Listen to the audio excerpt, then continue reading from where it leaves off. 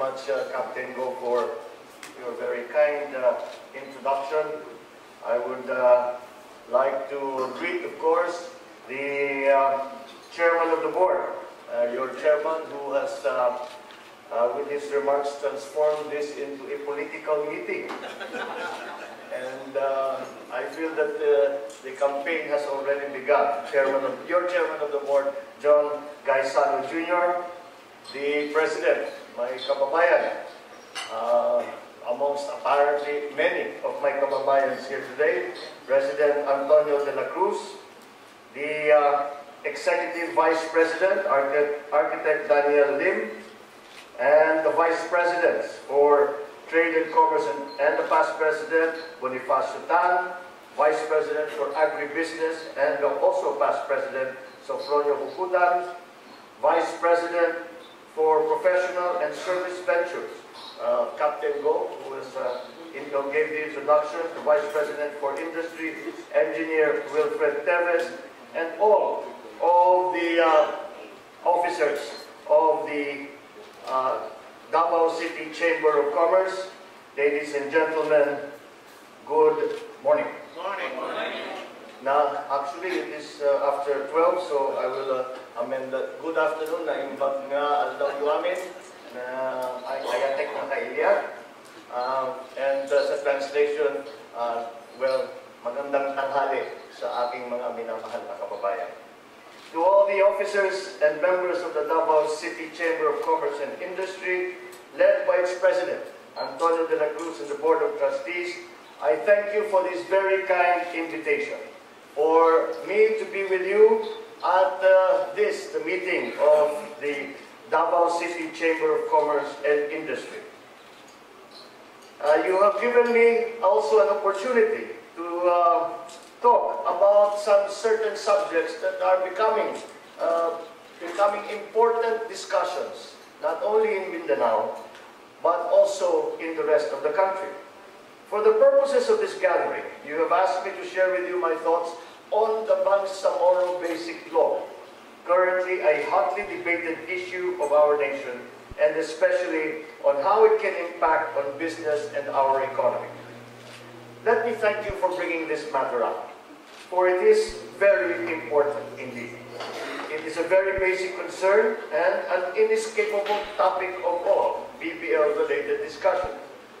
It has not been thoroughly, it has as yet not been thoroughly discussed or studied. Sadly, not even our government panel was able to convincingly show that this point had been thoroughly discussed and analyzed when they prepared the draft of the BPL together with the MILF. That is why I have deemed it prudent to speak on this with you today, to tell you personally that we, if we want the peace process to succeed, cannot allow this to be disregarded. Indeed, this particular matter is like the proverbial elephant in the room, which is too big to escape our notice and too tremendous that we cannot afford to neglect its threatened consequences. As many of you have heard, in our several public hearings, we first devoted the initial part to a discussion on the legalities, the constitutionality, the enforceability of the Bangsamoro Basic Law. This concerned the modality of accommodating the BPL with a view to making it legally enforceable, either by the simple expedient of national legislation or ultimately through a major overhaul of the Constitution. After that, we cater to the parochial interests and the expertise of particular sectors. We have heard now from the government panel, the MILF, and even the MNLF, constitutionalists, legal experts, cultural groups, indigenous peoples, local government officials, the sultanates, military and historians, and also members of the academy. Yet, if you notice from my enumeration, the business sector, an undisputed powerful driver of our economy, has not been included. But not to worry. To assure your sector, you can say that we saved the best for last. We have scheduled a penultimate public hearing in Manila on the 2nd of June for this particular issue, wherein we have invited key government agencies such as NEDA, Department of Finance, BIR, Customs, the DTI, DOLE, Bangko Sentral, Mindanao Development Authority, and representatives from the business sector, as well as other concerned private sector groups, including no less than your umbrella organization on the national level, the Philippine Chamber of Commerce and Industry, amongst others. Let me even extend this personal invitation to your organization to submit its valuable and informed insights and inputs on the business and economic implication of this very important proposed legislation on the wider Mindanao community and the nation. As the surviving members of the Constitutional Commission have succinctly stated in their position paper, the BBL passage in the final analysis is about the development of the people, their needs, their aspirations, their choices, and about empowering them with the environment and the institutional framework for social justice.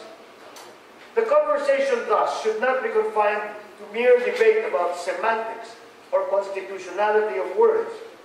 The work of the legislator, we in Congress, should precisely be to ensure that the BBL will truly lead to the genuine development of our brothers and sisters in the Bangsamoro areas and in Muslim Mindanao, in the true spirit of social justice. A crucial part of this task is to carefully take stock of the impact of this proposed law on the people in their community, including and especially the business community, and on the economy in general. I find it odd, therefore, that some quarters will still say, "Ipasa niyo na yan. Just lay it before the Bangsamoro people and let them decide their own future and fate." Congress is being urged, do not delay the legislative process and the passage of the bill. We are not delaying the legislative process or the passage of the bill. We are undertaking the process of legislation by examining it as closely as we possibly can and finding remedies to the problems that we unearth. Then it is claimed that anyway, there is a plebiscite requirement through which the people can signify their approval and ratification or otherwise. I beg to disagree. In my view, it does not simply work that way in our republican system and our constitutional and representative democracy. If we do that, what are we representatives of the people? Who do we represent? And if we do represent the people, then what have we not done our jobs?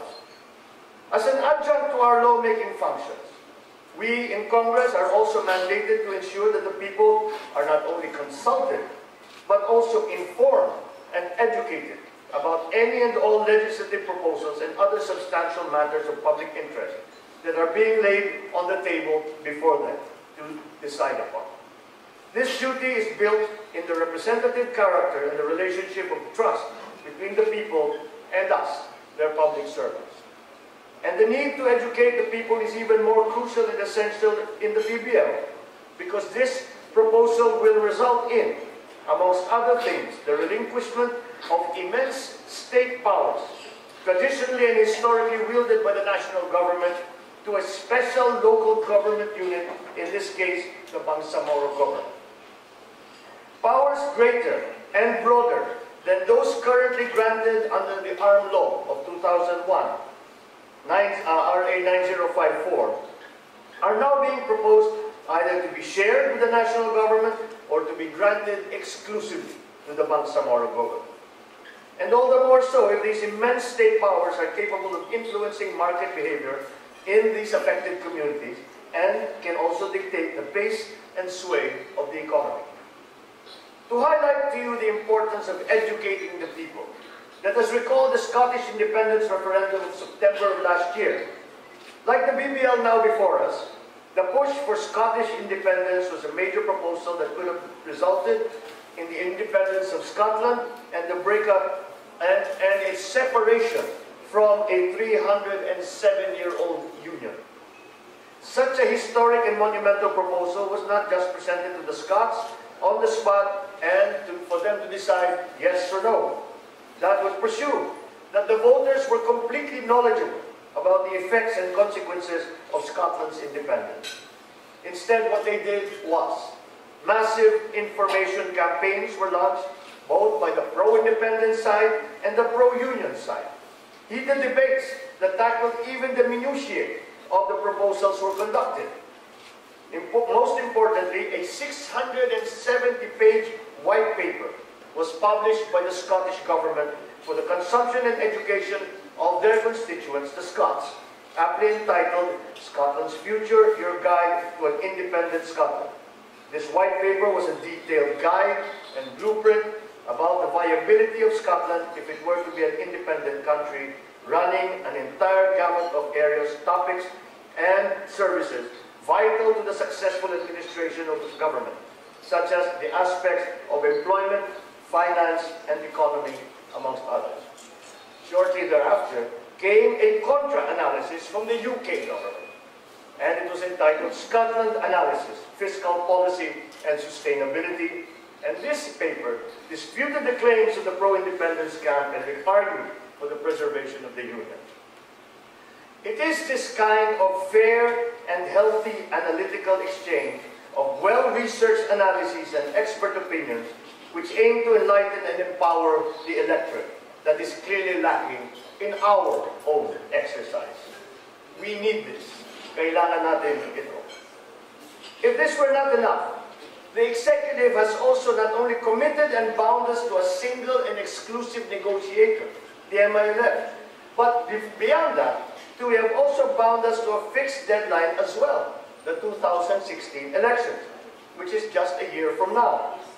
The actual law is supposed to have taken effect by June 2016, as to make it possible for the Bangsamoro officials to be elected at the same time. With such a fixed deadline and a tight schedule, how do we possibly prepare and ensure a reasoned and informed electorate that can prudently absorb and digest all the important repercussions about their development and their future? Considering these constraints, how can the people, for example, possibly, fairly, and reasonably understand the impact and serious implication on their lives, on the economy, and on business, in light of the grant of extensive state powers to the Bangsamoro government? I am very concerned, and that is why we are doing as much as we can in the Senate, in my committee, to remedy the situation. So, in the past few weeks, with painstaking effort, while enjoying elevated levels of stress, I have tried to bring the conversations as close to the hearts and homes of our Muslim brothers and sisters, and of others affected by this grand and historic effort of our nation. This official and personal mission of mine has taken me to Cotabato, to Marawi, Tawi-Tawi, Zamboanga, Jolo, and now to Davao. Under the BBL, the Bangsamoro government is expressly granted exclusive government powers previously withheld to the armed government under the armed laws, such as the powers of taxation, the regulation of trade, industry, and investment, and the regulation of business. The regulation in labor and employment, regulation of local power generation, distribution, and transmission, agricultural and food security, including the manufacture of food, drinks, and drugs, land management, housing, regulation of public utilities, the takeover powers, regulation of the financial and banking system, and the like. If you are to read the draft BBL, it would not be a surprise why people are saying we are creating a state within a state. Certainly these powers, amongst others, concern essential and basic public needs and services that are being supplied and provided by the businesses in the private sector. These powers then have a direct correlation and influence on the private sector, which the BBL recognizes as a mover of trade, commerce, and industry, whose national and business decisions and actions, while calculated to ensure a healthy, efficient, productive, and prosperous market economy, are nonetheless affected by market conditions. But then again, many serious questions remain unanswered and significant issues yet unexplained. For example, has the government been able to project and assess the impact of a possible labor and business diaspora as a result of a change in market behavior owing to a major overhaul of our existing institutions in the Bangsamoro? How about the study on the capacity of adjacent LGUs like Davao City to absorb these changes in the wider Mindanao market? What about the business and credit implications of the implementation and promotion of Islamic finance and banking in the affected areas? Moreover, what ramifications are expected of Mindanao's energy supply in the event that Lake Lanao, which provides for the electricity of a substantial part of Mindanao and which is presently under the control of the National Power Corporation, is then constituted as one of the Bangsamoro waters? This puts the lake and all its energy assets under the jurisdiction of the Bangsamoro government. Are these energies lost now to the national grid?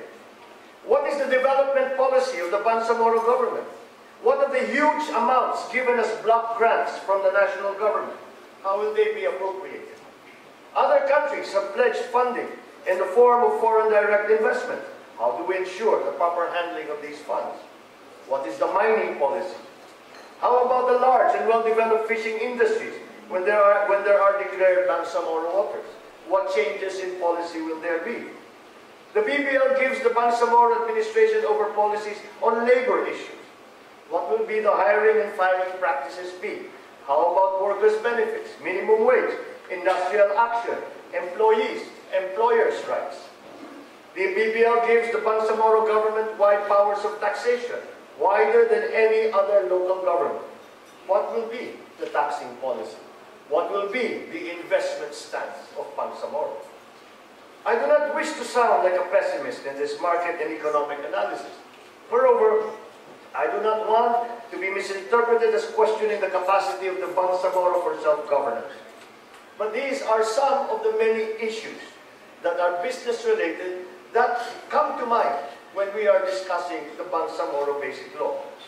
At any rate, the point is that government should at least have studied these possible scenarios and duly presented their findings to the public reasonably prior to subjecting them to the routine process of a plebiscite. In sum, all our efforts to ensure a genuine exercise by the people of a free, reasoned, informed, and educated choice, a fair and objective report on the substantial implications of either choice, pro or anti, is without question necessary and is indispensable prior information. It is perfectly natural that we ask these questions.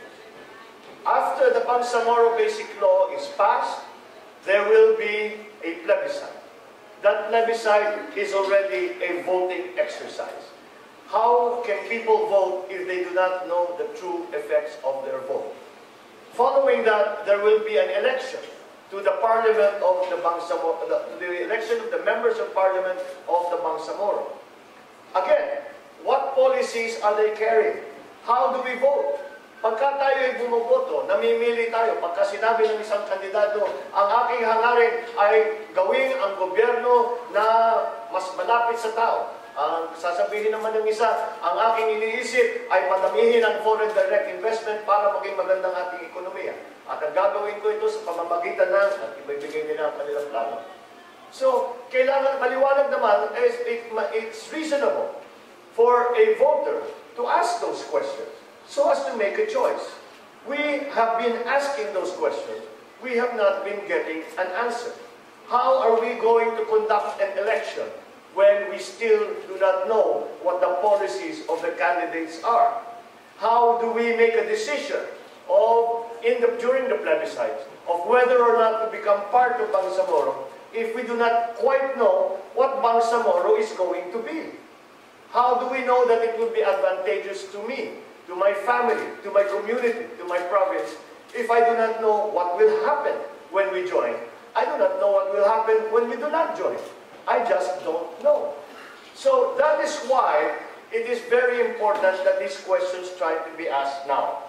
And it is simple because those of you who are the drivers of the economy, those of you who are in business, understand that what people are interested in, especially businessmen, are only interested in politics insofar as it affects business. And businessmen want stability. Businessmen want an understanding of the path, the vision that government has for the economy, so they can play their part in that, in going down that journey and going down that path, and finally achieving the vision that that government or that candidate is proposing. We want our businesses always to be successful, profitable. We do not want them to go bankrupt. We do not want them to lose money. The business and industrial sector of Mindanao, especially your Chamber of Commerce, can be assured that your humble public servant is doing everything to reach out to everyone affected by the BBL, including your sector, for purposes of getting the sentiments and at the same time enlightening and informing as many as possible of the effects and consequences of their choice that this Herculean task that's being undertaken in the country. This is a crucial period in our national history, most especially in this very important aspect of the BBL's business and economic implications. This, I firmly hope and believe, could be my contribution not only to successfully ending our country's continued quest for that seemingly elusive and enigmatic formula for peace, justice, and development in Muslim Mindanao, but also the strengthening of our integrity and unity as one nation. It is important for us to understand that the development of the economy, the development of Muslim Mindanao and of Mindanao in general, which has fallen behind, the development is an important part of the peace process. Let us hark back to 1976, when was signed between the NLF and the Philippine government the Tripoli Agreement. But when the Tripoli Agreement was signed, and up to now, Ms. Wari always says this was the best deal government ever gave the Muslim Mindanao. And for that we could see that there was progress.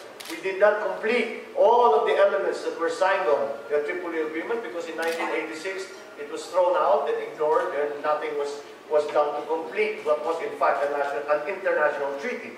But nevertheless, if we go back to the Tripoli Agreement, accompanying the signing of the Tripoli Agreement, beyond the signing of the agreement, the political solution to the fighting that we were having in the secessionist movement we had in Mindanao, was a massive infrastructure development program for Muslim Mindanao. Many, up to now, of the most important highways, most important facilities, most important infrastructure was put in Mindanao at that time. Why?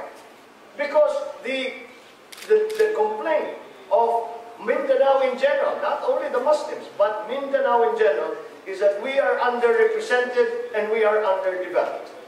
Underrepresented with there are very few people from Mindanao in national government.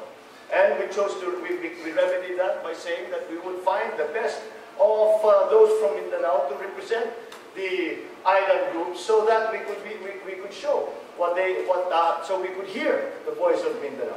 We are underdeveloped. Hindi kami pinapansin ng Maynila. Hindi kami tinutulungan ng Maynila. Totoo rin naman. Kaya naman ay pakita natin na kailangan na bubuhos tayo ng malaking effort dito sa Mindanao para i-develop ang infrastruktura para lumago ang ekonomiya. And that is part and parcel. This is not some one or the other. It is not certainly not a different idea. The political side and the economic side, they go together. If you can think of a situation where in Muslim Mindanao, where those who are members of the MNLF, those who are members of the MILF, those who are members of the BIFF, of the Abu Sayyaf group, if they now have good lives, they have a good job, they have enough money to feed their family, they have enough money to send their children to school, that they have a nice place, a decent place to live, and most importantly, that they have hope, they have prospects for the future. Who in that situation will go back up to the mountains and carry a gun and fight with the government? Of course they would not. And that is what we were meant to provide. And the political side of it, the BBL, is only one part of it. There are many, many other things that government and the warring groups have to achieve before we can say we have achieved a pure and lasting peace. It is an important aspect of it. That is why it is so important that I felt it was so important to speak to you here today. Because the economic side of this entire peace process is just as important, as far as I'm concerned, as the political side. And the political side we talk about certainly because we are alarmed that there is fighting. But when the fighting has stopped, then what do we do after that? What I am advocating is not just the BBL. What I am advocating is not just the cessation of hostilities. That is not enough. That is not enough for you here in Mindanao. That is not enough for our brother Muslims in Mindanao and around the country. What we are advocating is a true and lasting peace. We must take a perspective that may have been lost by some of our government officials, because all they talk about is BBL. All they see is BBL. BBL, certainly, if we can achieve a good BBL, that will be an important part, but it is only a part. And we must continue to take the larger perspective of what will actually achieve peace. This, for me, is what is worth fighting for. This, for me, is what is worth expending political capital for. So let me end on that note. As I have been talking, I think, long enough. There's lots more to be done in the Senate in the coming days as we head into the final session day on June 10. You can count on my objectivity and fairness and my wholehearted service and assistance to the Filipino people in seeking this and taking this to its proper and nationally beneficial conclusion. Asahan ninyo na gagawin ko ang tama. Tama para sa lahat ng Mindanao. Tama para sa kapayapaan. Tama para sa bansa. Tama para sa ating mga kababayan. Thank you very much for your invitation, and I wish you all a very meaningful and productive meeting. Thank you very much.